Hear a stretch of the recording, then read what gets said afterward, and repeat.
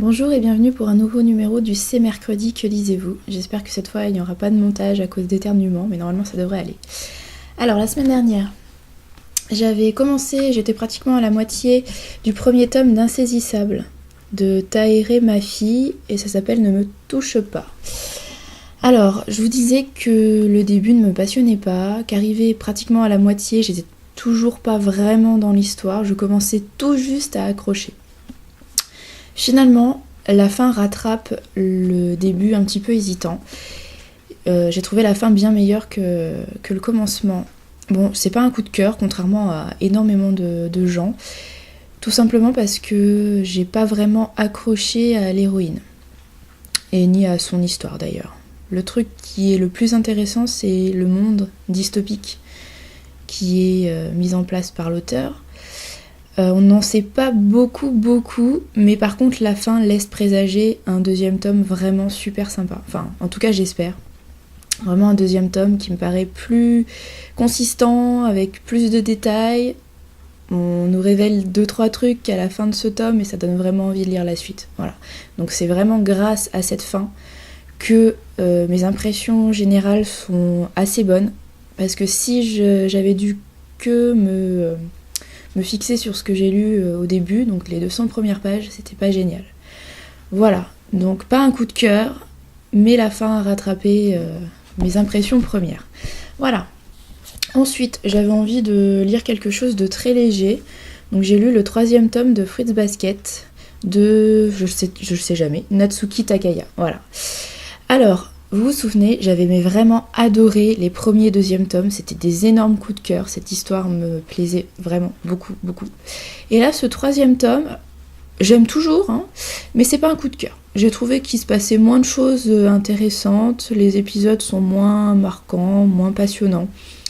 Donc on retrouve toujours Toru, la petite lycéenne, qui vit toujours chez Kiyo, Yuki et Shigure.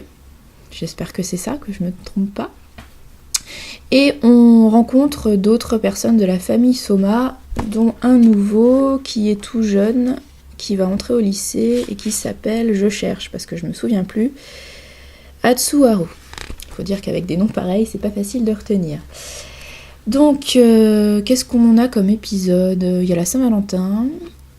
Il y a un petit passage dans un établissement thermal.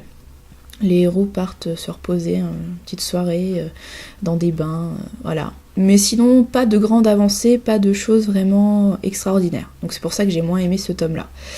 Par contre, petit à petit, on en apprend un petit peu plus sur les personnages, on creuse un petit peu plus les personnalités de Yuki et de Kiyo. D'ailleurs, j'ai vraiment un petit faible pour Kiyo, celui qui est sur la couverture, avec les cheveux orange. C'est un peu le rebelle, mais on sent que derrière, c'est plus profond que ça. Voilà, donc je lirai la suite avec très grand plaisir. J'ai, je pense, les 10 premiers tomes à peu près, donc j'ai encore un petit peu de marge. Mais j'ai quand même moins aimé que les 2 premiers tomes. Donc j'espère que le 4e sera à nouveau un coup de cœur. Ensuite, j'ai lu un livre voyageur, 3 ombres au soleil de John Henry. Et j'ai bien aimé. Vraiment, je suis pas très fan de littérature contemporaine. Vous le savez, je pense, si vous me suivez depuis un petit moment. En fait, ce que je reproche à la littérature contemporaine, c'est déjà le style, ça me fait pas rêver. Et les histoires, je trouve que c'est souvent les mêmes choses. Dans un monde contemporain, les gens, métro, boulot, dodo, qui se posent plein de questions, ça va mal, enfin bref. Ni le style, ni les intrigues me font rêver. Et c'est un petit peu ce que je reproche à la littérature contemporaine. Les sujets sont souvent les mêmes en plus, donc voilà. Mais j'ai bien aimé 3 ombres au soleil, déjà parce que j'ai trouvé que c'était bien écrit. C'est simple, c'est un peu trash des fois, mais c'est rythmé et ça m'a plu. Vraiment, je trouve que le style, il y a quelque chose à retenir de la plume de John Henry. Ensuite, niveau intrigue, c'est pas hyper original, ça se passe à Bruxelles, parce que l'auteur est belge. Et en fait, on découvre 3 personnages enfin 3 personnages principaux, parce qu'il y en a un petit peu plus qui gravitent autour d'eux, mais vraiment 3 personnages principaux qui sont dans cette ville et qui sont un petit peu perdus, déprimés. Donc on a le jeune homme qui ne donne plus aucun sens à sa vie, il a pas de boulot, il enchaîne les petits jobs pour pouvoir payer son loyer, mais vraiment plus rien ne l'intéresse. Il passe ses nuits à picoler, le lendemain il se lève à midi, la gueule de bois, bref, il a aucun but dans la vie, aucun avenir. On a une bande de petits vieux dont Marie, c'est la plus importante, qui eux, ils sont à la retraite, ils font des petites réunions une fois par semaine pour se convaincre qu'ils sont encore vivants et qu'ils ont encore 2-3 choses à se raconter, mais bon, c'est pas la joie. Et le 3e personnage, c'est une prostituée qui, elle, vend son corps pour pouvoir... elle est jeune, c'était pour ses études, pour pouvoir payer ses études, elle vend son corps pour avoir de l'argent. Voilà, et donc ces 3 personnages se rencontrent dans Bruxelles. Donc je vous explique pas comment parce que c'est assez amusant. Et ils vont créer des liens, et c'est un petit peu ces amitiés, ces relations qui vont les sauver et qui vont leur faire sortir la tête de l'eau. Alors c'est très tendre comme...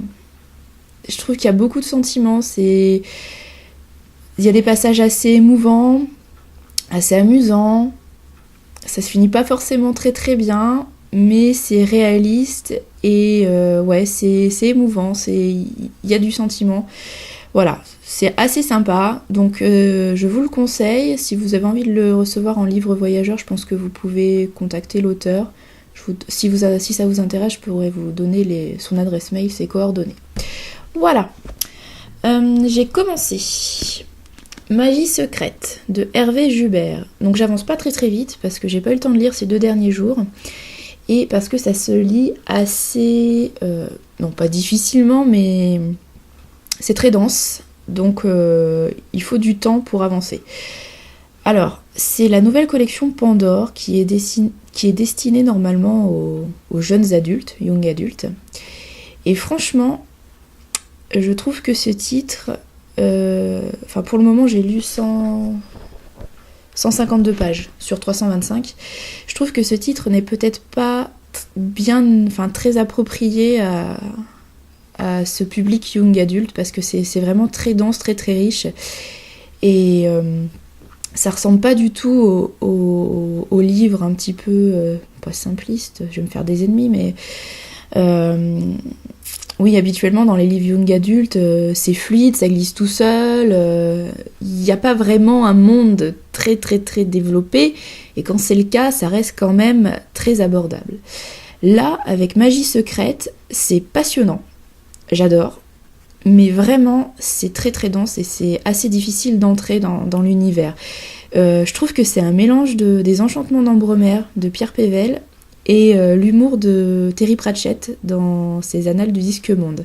Donc vous voyez, ces 2 mondes qui sont riches, il y a énormément de créatures.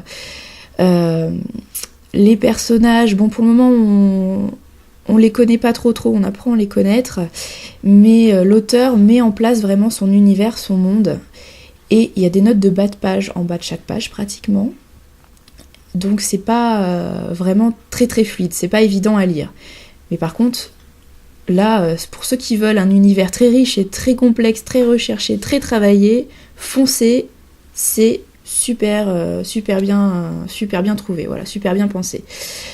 Est-ce que j'aime bien ? Bah oui, j'aime bien. Pour le moment, l'intrigue met un petit peu de temps à se mettre en place, mais l'auteur prend vraiment le temps de mettre en place, je me répète, je suis désolée, son univers, ses personnages. Et vraiment, il y a besoin de temps pour tout agencer, pour tout capter, parce que c'est assez compliqué. Donc l'intrigue met un petit peu de temps à se mettre en place, mais ça commence là. Voilà. Niveau personnage, on a Beauregard, le principal, qui a 20 ans, et je pense que c'est celui qui est dessiné sur la couverture, même s'il ressemble pas vraiment à la description qu'on en fait dans le livre. Et la jeune fille, c'est une demoiselle qu'il trouve dans un puits.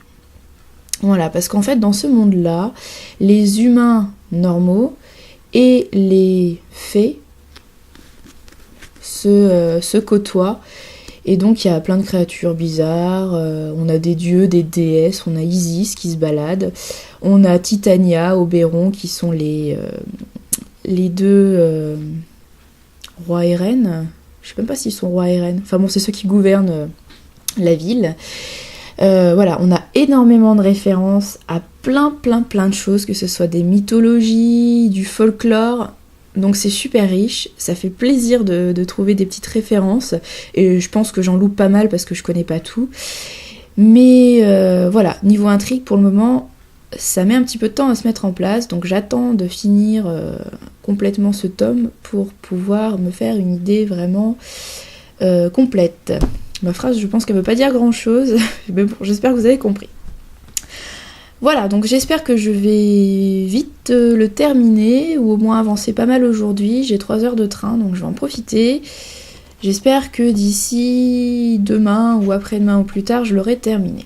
Ensuite, j'ai prévu de commencer Confusion de Kat Clark. Pas Kate, parce que non, Kat Clark, voilà. Alors, j'ai reçu ça de la collection R, nouveau titre de cette collection, qui ne me déçoit assez peu depuis début janvier, à part Glitch, le dernier lu, qui m'a pas vraiment emballé. D'ailleurs, j'ai complètement oublié, et pourtant ça doit faire 1 mois à peine que je l'ai lu, mais j'ai tout oublié. Donc j'espère que ce nouveau titre se passera un petit peu mieux, voilà. Je vous en parle assez vite, puisque comme d'habitude avec la collection R, les pages sont épaisses, c'est écrit assez espacé, je sais pas si vous voyez avec la lumière. Voilà, donc je pense que c'est un truc qui va se lire en 2 ou 3 jours. Je vous en parle la semaine prochaine. Ensuite, j'ai prévu de lire, enfin en tout cas j'emmène dans mes bagages, le premier tome des Étoiles de Noces Ed de Sophie Jomain. Alors pourquoi je veux lire celui-là ? Déjà parce que je l'ai acheté aux Imaginales au mois de juin. Ça commence à faire quelques mois, même si j'ai des livres dans ma palle qui sont là depuis 6 ou 7 ans, mais bon, c'est pas grave. Et en fait, si je veux le lire, c'est qu'il y a quelques semaines, j'ai revu Sophie Jomain à Octogone, la convention qui s'est déroulée à Lyon. Je lui ai pris le tome 2 en lui disant « J'ai toujours pas eu le temps de lire le tome 1 ». Donc voilà. Et normalement, je revois Sophie Jomain au salon Fantasy en Beaujolais, il me semble, le 10 et 11 novembre. Normalement, je devrais aller y faire un tour. Donc je me dis, ça serait quand même bien, c'est la 3e fois que tu vois Sophie, de pouvoir lui dire « Enfin, j'ai lu ton premier tome ». Donc je l'emmène dans mes bagages et j'espère que j'aurai le temps de l'ouvrir pendant les vacances. J'emmène rien d'autre chez mes parents, puisque normalement m'attendent dans ma chambre le nouveau livre de la maman d'Harry Potter. Donc c'est comme c'est un gros pavé, je prévois pas trop de lecture parce que je pense qu'il va me tenir occupé un petit moment. Donc normalement il m'attend chez moi, enfin chez mes parents. Donc il est prévu pendant les vacances. Et l'autre fois j'ai acheté le 4e tome de 4 filles et un jean à ma sœur, qui l'a ramené et qui l'a lu. Et j'ai pas eu le temps de le lire puisqu'elle l'a ramené. Donc je profiterai du passage chez mes parents pour pouvoir le lire et terminer cette petite série, même s'il me semble qu'il y a un 5e tome qui est sorti il n'y a pas très longtemps. Mais bon, au moins, voilà, lire ce 4e tome qui est prévu. Voilà, c'est tout pour aujourd'hui, c'est assez court, je suis fière de moi, j'ai pas éternué. Donc je vous souhaite une bonne fin de semaine, de bonnes vacances pour ceux qui ont la chance d'être en vacances, sinon bon courage à ceux qui travaillent, joyeux Halloween à ceux qui le souhaitent, qui le fêtent, et à mercredi prochain, normalement, peut-être jeudi, je verrai. Je vous préviens sur la page Facebook. Voilà, bonne semaine, bonne lecture.